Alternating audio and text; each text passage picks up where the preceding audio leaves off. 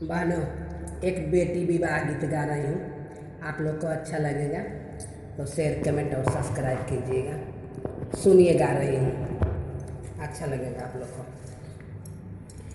बेटी के पापा हो बर खोजे चलले, बेटी दुवरिया धैले खाड़।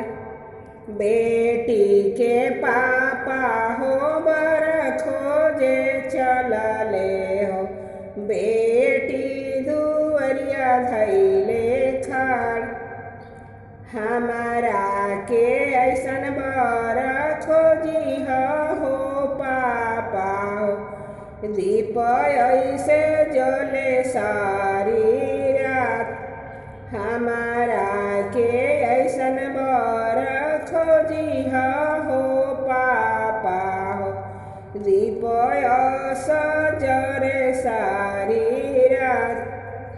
पूर्व खोजली बेटी पश्चिम खोजली हो, खोजली ओडिशा जगन्नाथ।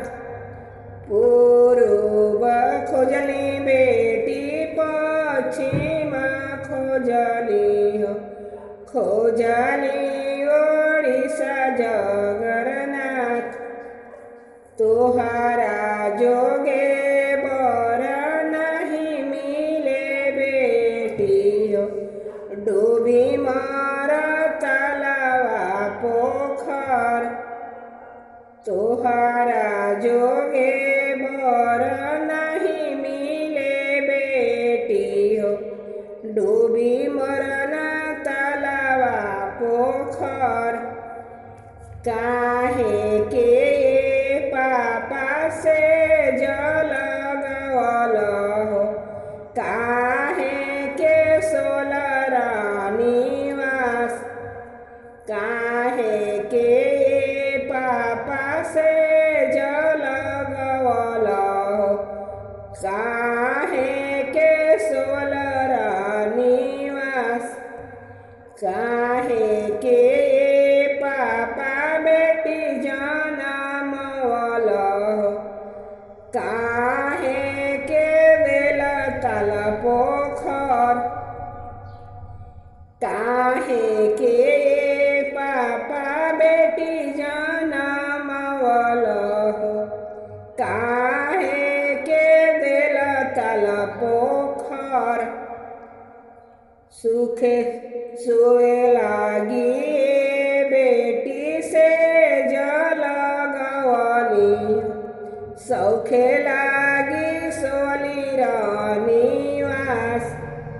सौखे लागी बेटी से जल गवली हो, सौखे लागी सोनी निवास। जंगिया पवित्र लागी तोहे जनमवली हो, ईर्खा लागी देखनी ताली पोखर। जंगिया पवित्र लागी तोहे जनमवली हो, ईरिखे बोलिला ताल पोखर।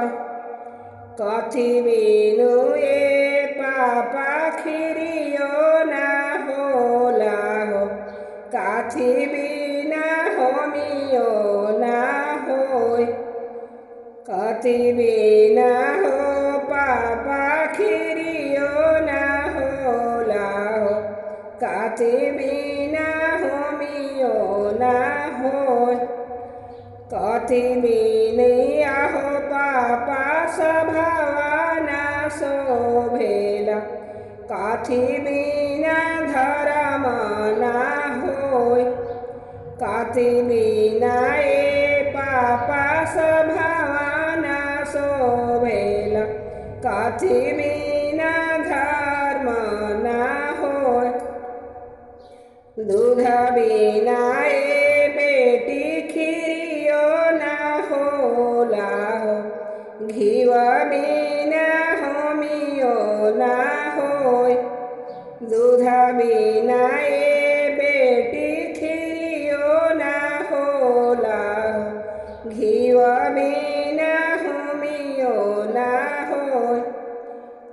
एकरे बेटा बिना सभवा ना शोभेला, बेटी बिना धर्म ना होय। एकरे बेटा बिना सभवा ना शोभेला, बेटी बिना धर्म ना होय। बेटी बिना धर्म ना होय। जय माता जी।